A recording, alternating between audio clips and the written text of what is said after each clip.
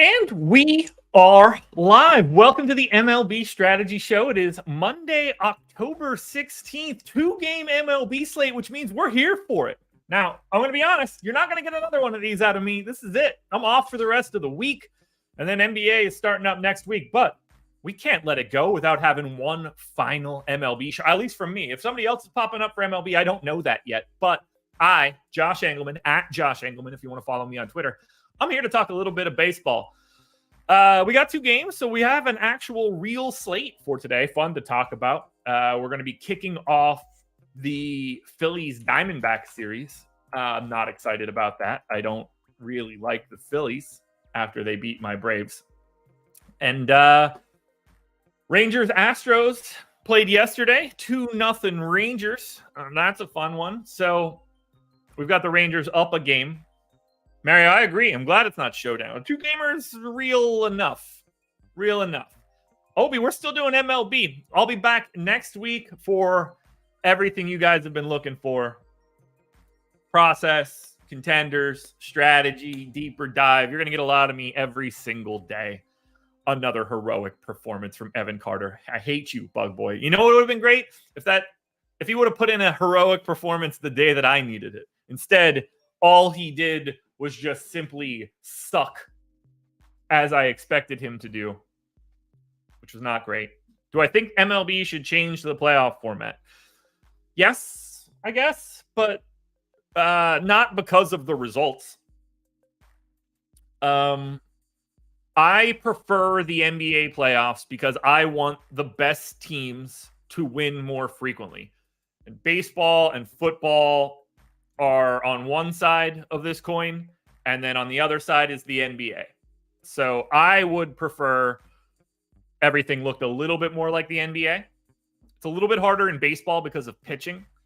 But yes, I would like a slight change. If only... Bug Boy, I don't get points for 4 weeks ago when you wanted to play him at 2K. Oddly enough, those won't count. Oh, man. All righty. Well, let's get into it. Look, we're going to talk until we have nothing left to talk about here.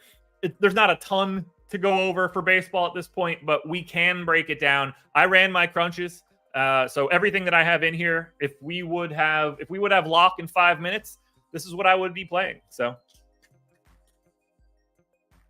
let's get into it. Framber Valdez and the Astros taking on Nathan Eovaldi and the Rangers. Valdez and the Astros, 4.4 run implied total. Slight favorites here against the 4-run implied total Rangers. We'll start on the Valdez side. 53% owned. I have his true ownership at 53%. I have his top two pitcher odds at 53%. We have it at 49. I think the long and short of it here at 8,200, Framber Valdez is like a 50% owned pitcher, and I think that makes a lot of sense. I got nothing to disagree with there. I personally think that the Astros lineup is better than the Rangers lineup. There's certainly more strikeouts in the Rangers lineup than there are in the Astros lineup, so I have no problem having 50% of Framber Valdez. On the opposite side, Eovaldi is your cheapest pitcher for today at 7,800. He is 30% owned. I have his true ownership at 30%. I have him as a top two pitcher. I should round up and say 30, but it's 29%. We are on a different story, though. 42% for Eovaldi in our top two pitcher odds. Even if we want to split the difference, call it 35. I think you can make a case that Eovaldi is just a hair under-owned, but I don't want to go too crazy. He is the guy that I'm getting to the least. Not for any reason other than I think it's a really bad strikeout matchup. Altuve, Bregman, Tucker, Brantley, these guys don't K, and all of the strikeouts sort of exist in McCormick and Maldonado, and in the playoffs, it's not like you could expect to get, 4 plate appearances against someone like that, or 3 plate appearances, I guess, if your pitcher's going well. He might only see McCormick and Maldonado once. It's not out of the realm of possibility. So, as I look at it, I would expect to be a little lighter on Eovaldi, and I'd expect to be neutral on Valdez. We're seeing massive ownership coming into Wheeler, and I don't really disagree with that. All 4 pitchers are in play. like I have 21% Eovaldi. He's 31% owned. That's the low man for me, but it's still a fifth of my lineups. Both guys very much in play. It's not as if you're expecting either one of those guys to be on like an extra short leash where it becomes really problematic. You're expecting real starts out of these dudes. Then we look at the bats. And I think we need to start on the Houston side. They are second in ownership at 26%. They're second in our top stack tool as well. I have them first, but we're only talking about a difference of 2 percentage points. So don't overreact to a ranking. The raw percentages are basically the same, which means I'm a little bit more interested in the Houston Astros than we are. And not to mention, we're a little bit heavier on Eovaldi. So part of the reason I'm getting a little bit less Eovaldi was so that I can get to Houston. I have 32%, 43 stacks, so I'm a little bit over the field. There are some guys that I think look great by default, and then there are some guys that I'm a little bit more apprehensive for. Like Jeremy Pena is a problem for me. He's 3,300, but he's shortstop eligible, and he's 35% owned. Here's why it's a problem. Pulling it up on the screen right now. Because there's only 4 shortstops. So your choices are Pena, Turner, Perdomo, and Seager. Well, Turner and Seager are incredibly expensive. Now you get what you pay for there, but they're very expensive. Pena and Perdomo, not expensive. 3,300 for Pena, 3K for Perdomo. But Pena is a lot better than Perdomo. So I'm ending up with Pena. Not that I want to, but it is happening. Someone like Jose Abreu, I think in this spot is a little over-owned at 29%. He's the second highest owned guy on Houston. I think that's a little rich for today. Someone like Martin Maldonado for 2,800. Is he a terrible hitter? Yeah. But we got to remember, there's only so many catchers you could roster. It helps that the Rangers put out 2 of them, but I kind of think Martin Maldonado, even in the 9 hole, is a little sneaky just because of his ownership. I got his raw ownership. I have his real ownership at 14%, but he's projecting at 8. That's kind of sneaky to me. Altuve, the guy that I'm finding difficult to get to. I'm getting to a little bit more Semien on the opposite side. But ultimately, the Astros are my highest exposed team. But it's not as if I'm taking a massive stand. I have 32% of the Astros. The Diamondbacks are my least exposed team at 20%. So you can see that's, while there's a difference, it's not stark. You're kind of getting to everything. Like when I ran my crunch, and I can show you guys this on the screen quickly, I have every batter across 150 lineup. Upwards of 51% of Jeremy Pena, as low as 3% of Evan Carter. Yeah, Bug Boy, he is my least exposed hitter for today at 4,300. So let's get to the Rangers then. We have the Rangers number 1 in top stack. We also have the Rangers number 1 in top value. Feels this a tad extreme because I have this opposite. I have them 3rd in top stack, 7.5% away. I have them dead last in value at 18%. Very surprised to see them grading out the way that they do. They are 27% owned. That's number 1, which means I'm probably going to be light here. I have 21%, so I'm under the field on Texas. I have 21 stacks, 21% ownership. I have this team 4th in stack score. I like the top end. Like Semien, great for 5,300 at second. Corey Seager is great for 6,300 at short. But then it's just like, okay, well, I can only roster one of Mitch Garver or Jonah Heim. That's fine. Nate Lowe at first. Store at 3,900. Like, he's the guy that I'm getting to. That's the easiest bat to get to, I think. Josh Young, 4,100 for a third baseman in the 8 hole. He's already 24% owned. That feels a little high. Feels maybe even more than a little bit high. I don't love Evan Carter here if he's starting at 4,300. If that ends up being Grossman or something, that might look a little bit better. I wouldn't be surprised if Evan Carter doesn't start and then he pinch hits. So keep your eye on that lineup because, lefty against Valdez. That's not going to be a great spot for Carter. But I don't really want him either way. I'm less interested here in Texas than it appears the public is. Not by a long shot or anything. Like I still have 28% of Semi, and I still have 31% of Nate Lowe. I don't want to go too crazy when I'm talking about them, but just as I look at it, what's the goal here? Like the lefties for Texas are in trouble. They're going to strike out. Valdez just mows down lefties, but 158 x ISO to lefties, 154 to righties. It's not terrifying. I don't see it. I don't see why Texas is as interesting as I prefer Houston. Full stop. I think Houston looks better than Texas. Maybe I'll end up being wrong. Maybe we'll see the line move a little bit, but I would rather get to the Houston Astros today than the Texas Rangers if I had to just pick one team. I mean, I can just say it from a stack perspective. I have twice as many stacks of Houston as I do Texas, 43-21. Now, the overall ownership isn't all that different. Like, I'm still filling out lineups with Texas. In non-Framber Valdez lineups, I'm going to have a lot of the Rangers for sure.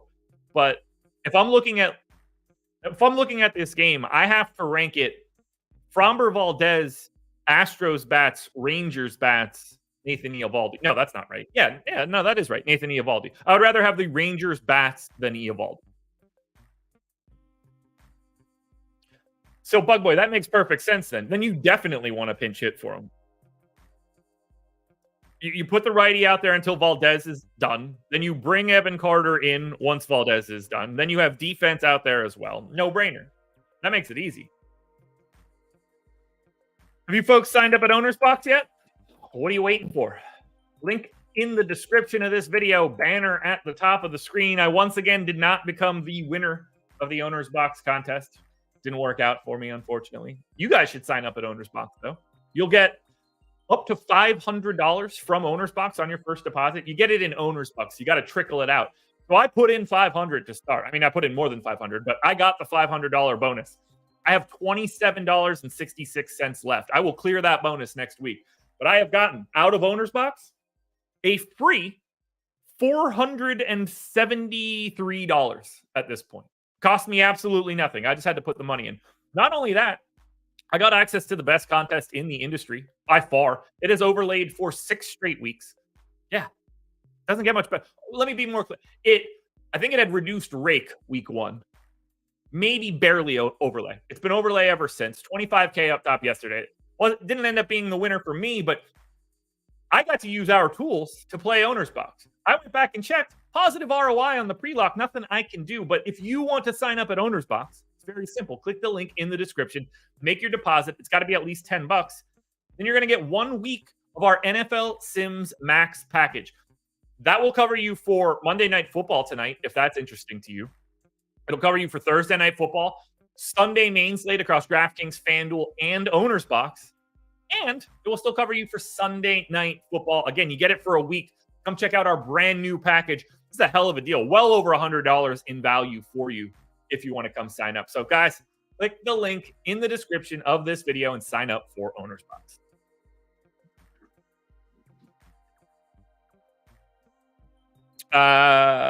Steven, yeah, I think five at a minimum is where we're going to look. I'm going to pay close attention as we get a little bit closer to that 430 mark. But I think assuming at a minimum 5 innings is probably where you're at. Maybe it's like 5 1/3. Like I went a little bit heavier on Valdez than I went on Eovaldi, so we'll see. All right, game 1 in the books. Now I got to talk about the Phillies. I really don't like this. That series just did not go my way for multiple reasons. One, obviously, I don't like when the Braves lose. I feel like I deserve this for paying attention to them this year. But also, I would rather have the Phillies fail than the Braves succeed, I think. I get just as much joy out of negative Philadelphia sports outcomes than I do positive outcomes for me. So like yesterday, for example, I'm very happy that Lofty had a bad day and the Eagles lost to the Jets. That makes me happy because he just got to knock me out of the playoffs. I hate it. I hate it. I hate it. I hate it. I hate it. I hate it. So I hate the Phillies. That said, they do look good here today, particularly Zach Wheeler. 11 still isn't even close, unfortunately.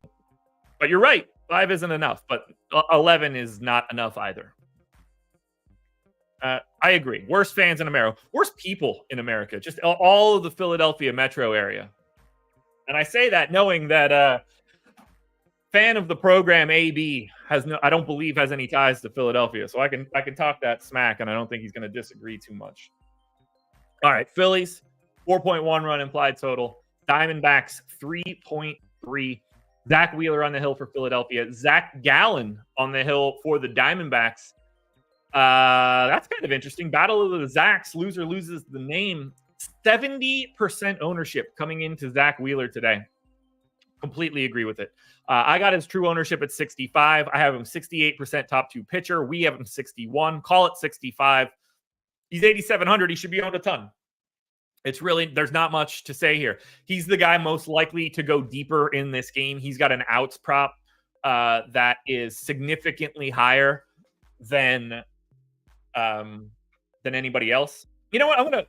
You said anything more than 11 would be boring. I want to take a pause quick. What really should happen in baseball, no one's going to agree with me here. There shouldn't be playoffs at all. You play 162 games. The winner is the team on top in the end. That's how I look at it. Change the schedule up a little bit. Yeah. That's where I want to be. I don't like it. Crown the champ. Look, the playoffs only exist in sports for money. Let's remember this here. This is not to actually crown a champion. I've said this before. The year the Giants beat the Patriots, when the Patriots were 18-0 and then, or 19-0, whatever it was, 19-0. The Giants weren't the best team in football. They just won the Super Bowl. Best team in football that year, unequivocally. New England Patriots. I hate the playoffs in most sports. That's why I love the NBA playoffs so much, because they lead to a relatively true ending. All these random sports playoffs, I hate it.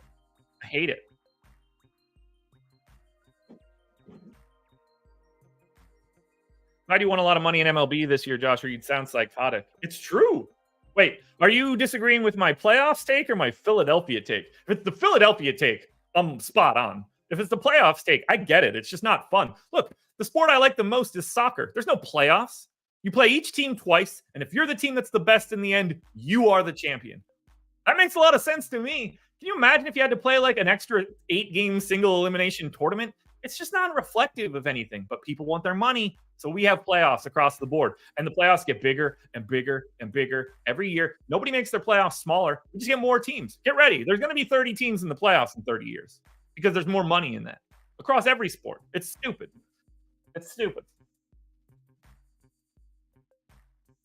Hate it. Anyway, back to pitching. So play Zach Wheeler, chalk play of the day, and should be. Fully warranted 70% ownership. Zach Gallen on the opposite side, 8,500. So $200 cheaper than Wheeler. I guess you got to pay an extra $200 for the K. That was a terrible joke. Anyway, 46% ownership to Gallen. I have his true ownership around 50. I have him top 2 pitcher 51%. We have it 49%.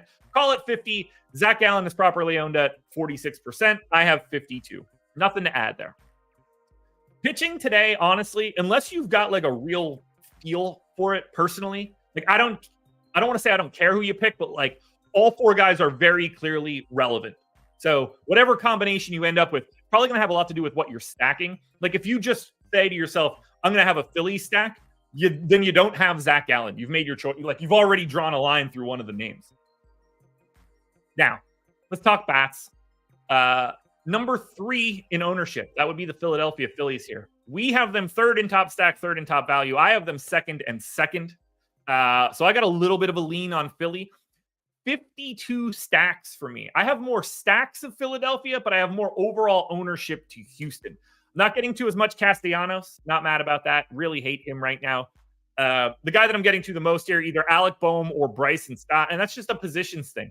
3,700 for a third baseman, 3,800 for a second baseman. They're really cost effective, and it really helps to bury 3 outfielders, 7, 8, 9, Castellanos, Marsh, Rojas, because I can just hit a lot more key positions. 1 through 6, outfield, short, first, third, second catcher. That's great. That is fantastic flexibility. I'm happy to get Schwarber, happy to get Turner. I don't mind getting Bryce Harper at all. I hate this. I don't want to get to Philadelphia, but this is my second most exposed team. I love the home teams today. I don't feel the same about the road team. This park is obviously fantastic. Now, is it a good matchup against Zach Allen? No, but you're not supposed to get good matchups in the NLCS and ALCS. Like, that's not how this works. 163x ISO to lefties for Zach Allen, 184 to righties. Like, he's wild. He's very live to give up some power here.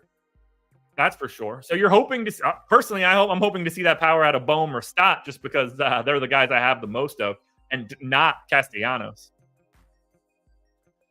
But I like Philly. 26% owned in the aggregate. It's basically where I'm at. So I'm matching the field on Philly ownership, but it's either stacks or nothing. Then on the opposite side for the Diamondbacks, both myself and the site have the Diamondbacks fourth and top stack. Call it about 19%. They do look like a great value. They're cheap. Only Corbin Carroll is above $4,700. They're fourth in ownership at 20%. That's exactly where I'm at. So even the low-owned Diamondbacks, I'm neutral. We're projecting 20.5% ownership. I have 20.4. 34 stacks of the Diamondbacks. I don't mind getting there because this park really makes things better. The problem with the Diamondbacks, you're hiding Longoria and Perdomo third and short in the 8-9 hole. Like, I don't have, look how flat my ownership is, actually. It's 18, 18, 23, 20, 23, 1 through 5. It's just basically like, okay, I got 20% of these guys and I'm going to work my way through them. I think Gabriel Moreno, his lack of power is probably not getting him enough love.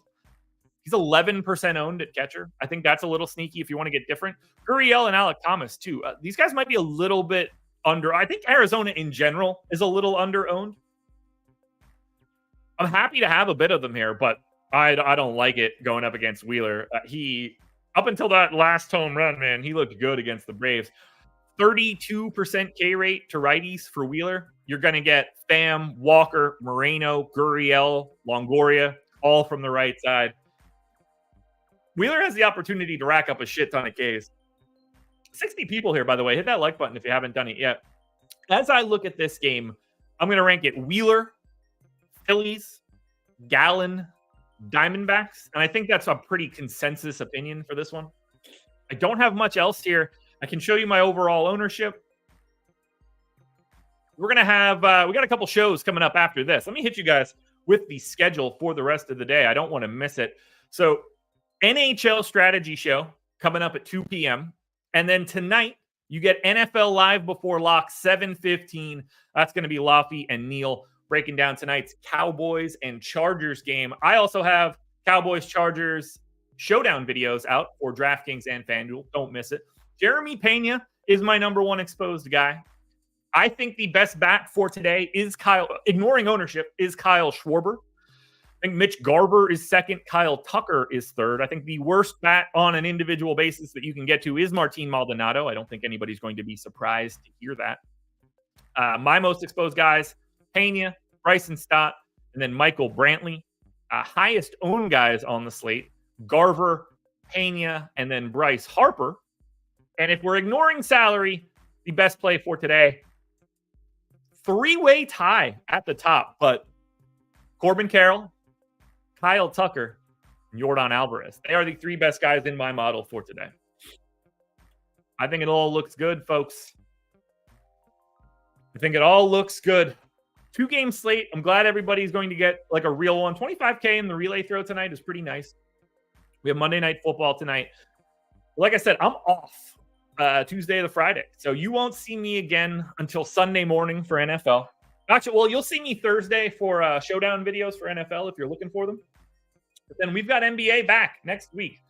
And I am going to be on your screen a lot if you want to see it. Guys, do you have any questions before I get out of here? Hit me with something, and then I'm going to bounce.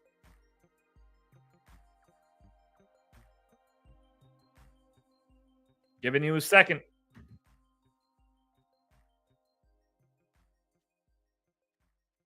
All right, you guys lose.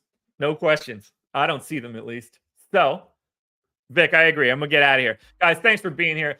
I've had a blast doing these shows with you. I've really enjoyed the solo endeavor for MLB. I will absolutely enjoy the solo endeavor for the process show when I'm back. Strategy show, at least for the first week, is going to look a little bit different because Adam is actually going to be out for the first week. He had something that he needed to attend. So Adam will be back, I promise you that. But you're going to get myself and Chris Spags for the deeper dive on Wednesday and Friday. Guys, you're the best. I'm out of here. Enjoy the rest of the MLB playoffs. I will talk to you guys later.